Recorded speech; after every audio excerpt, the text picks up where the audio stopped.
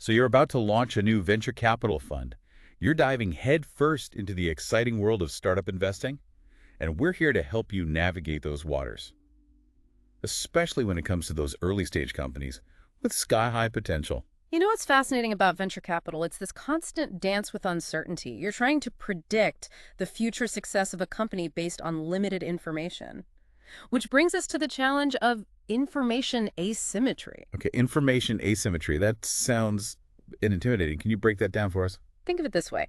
Startups naturally know more about their business than you do as an investor.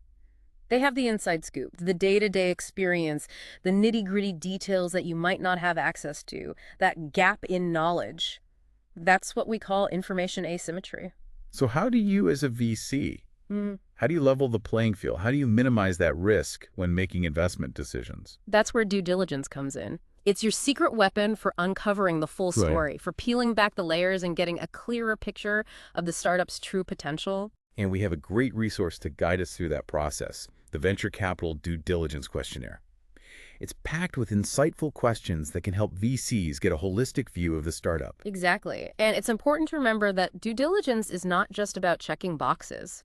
It's about asking the right questions, digging deeper, and connecting the dots. It's about separating hype from reality and uncovering those red flags that might otherwise go unnoticed. So where do you start? What are some key areas that VCs scrutinize during due diligence?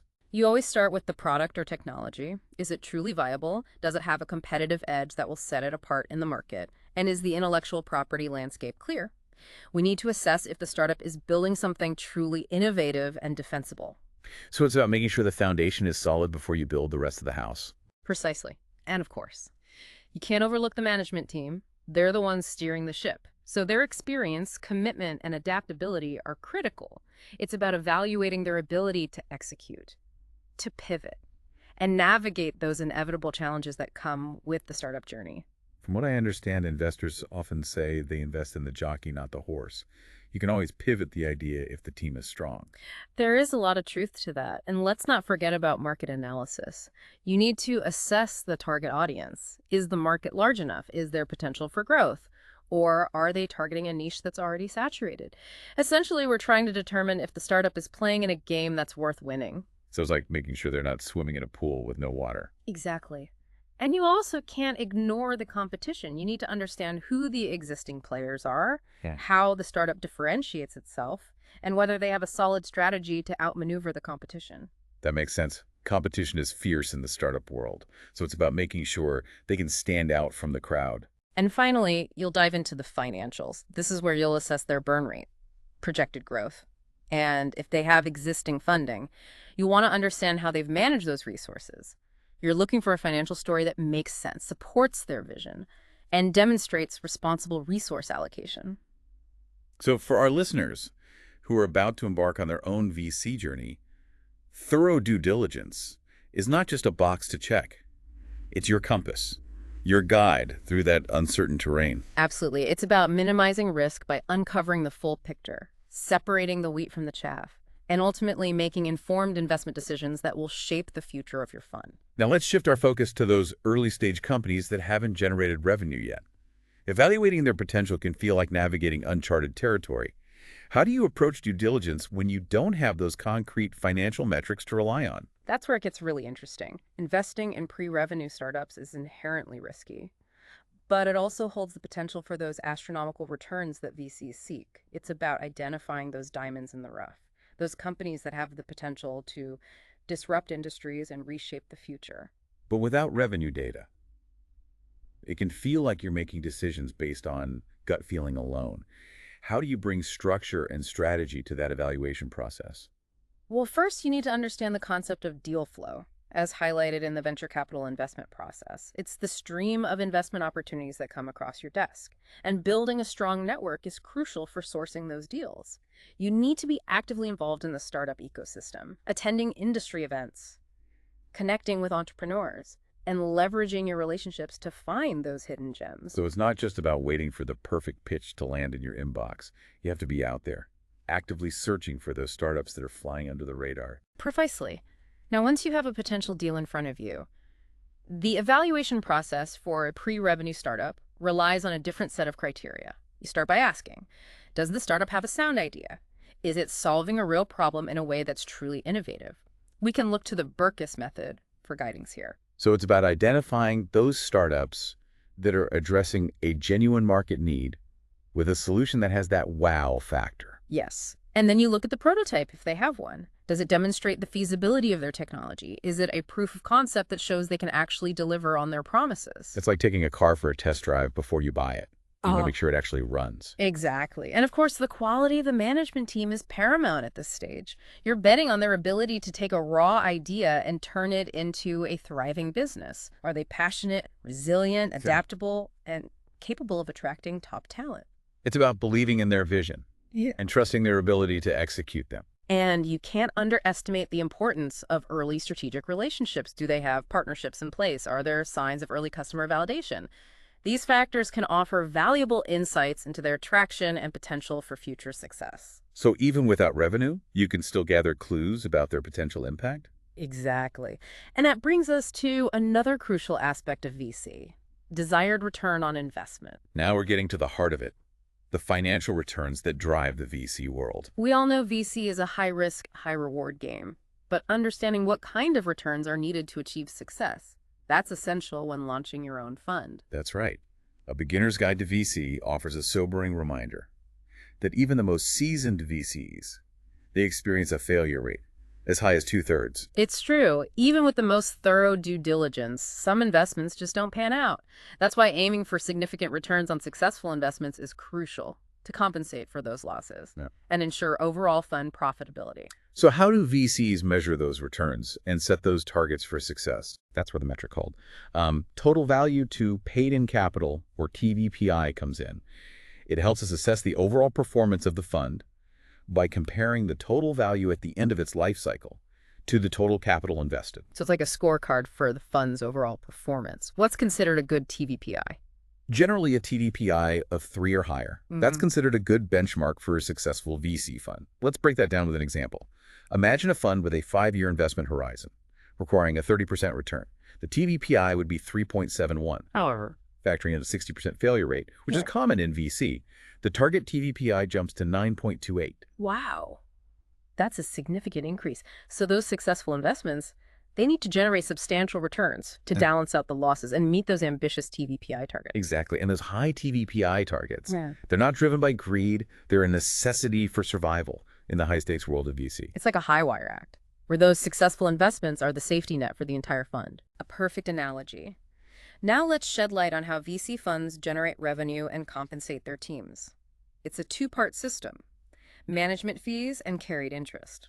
Okay, break that down for us. Management fees cover the operational costs of running the fund, such as salaries, rent, and other expenses.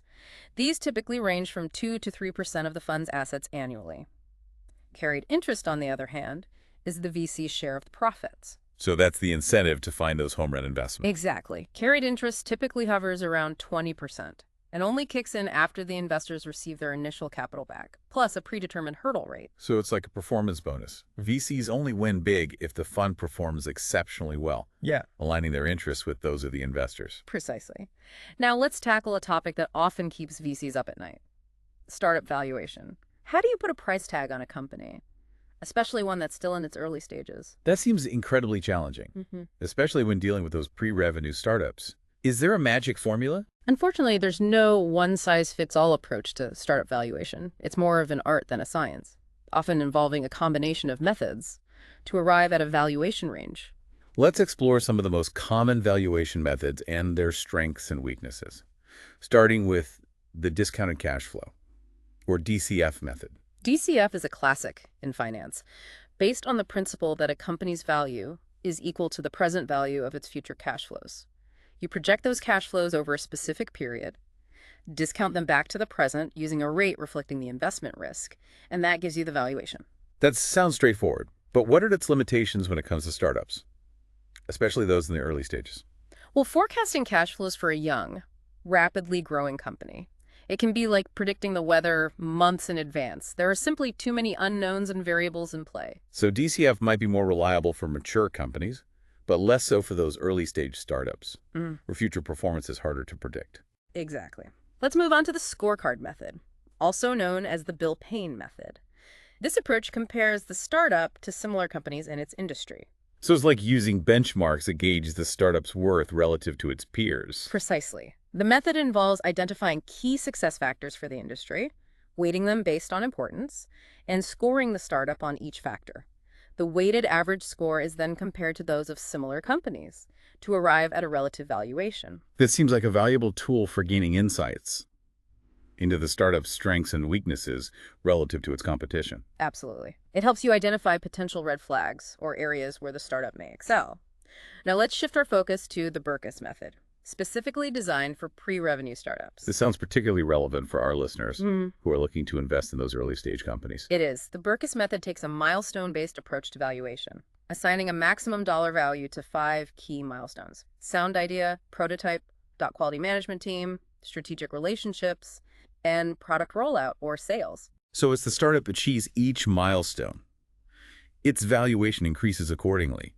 It's like a roadmap for growth and a tangible way to track their progress. That's a great way to put it. It focuses on tangible achievements rather than hypothetical projections, providing a framework for valuing potential even without revenue data. I can see why this method would be appealing for those early stage investments.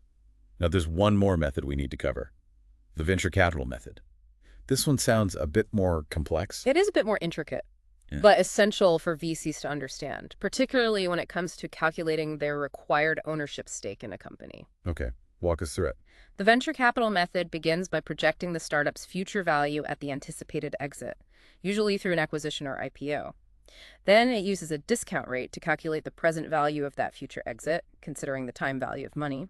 Finally, it factors in the VC's desired return on investment and the anticipated dilution from future funding rounds to determine the necessary ownership stake. So it's a way for VCs to work backward from their desired outcome to determine their initial investment strategy and ownership targets. Precisely. It helps VCs understand how much ownership they need to justify the risk they're taking and ensure they can achieve those outsized returns that characterize successful VC investments. It sounds like a powerful tool for aligning investment strategy with desired outcomes. But with so many methods available, how do new VCs choose the right one? That's a great question. And the answer is, it depends. There's no single best method for every situation. It's about understanding the nuances of each approach, applying the right tool for the job, and ultimately arriving at a valuation range that reflects the startup's potential while aligning with your investment strategy. So it's about being flexible Yeah. and adapting your approach based on the specific circumstances of each deal. Exactly. And remember, valuation is ultimately a negotiation. It's a conversation between the VC and the startup, a process of finding common ground and arriving at a mutually agreeable price.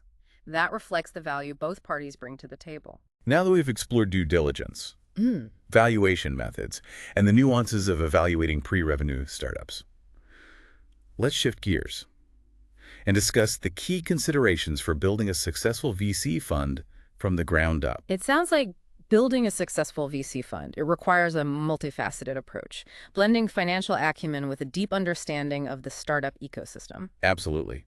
What are some of the key considerations our listeners should keep in mind as they embark on this journey?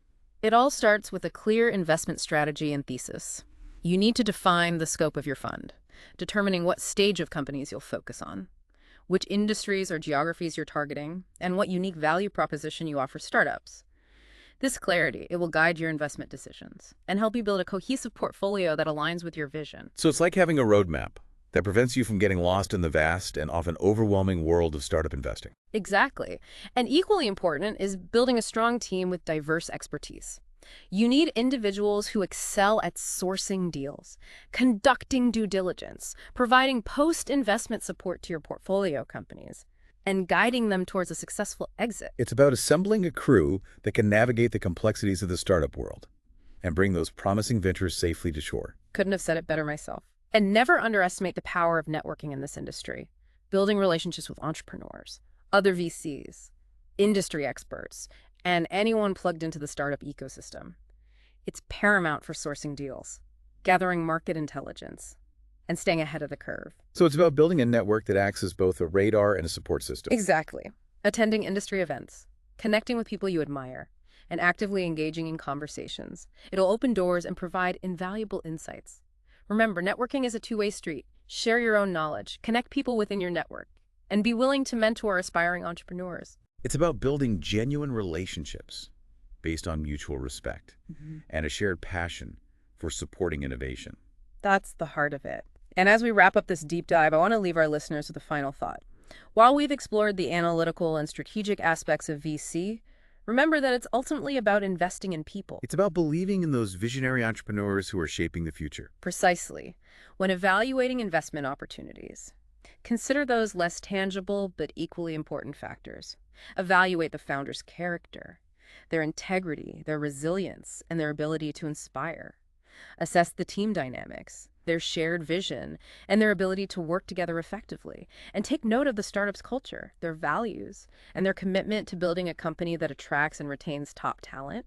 It's about recognizing that the human element is often the driving force behind a company's success. Exactly. So as you embark on your VC journey, remember that it's about more than just financial returns. It's about supporting innovation, nurturing potential, and building a legacy that extends beyond spreadsheets and bottom lines. And on that note, we'll leave you with this. Stay curious, embrace the learning process, challenge your assumptions, and never stop seeking new knowledge and insights. The world of venture capital is constantly evolving, and the journey is just as important as the destination and the temperature.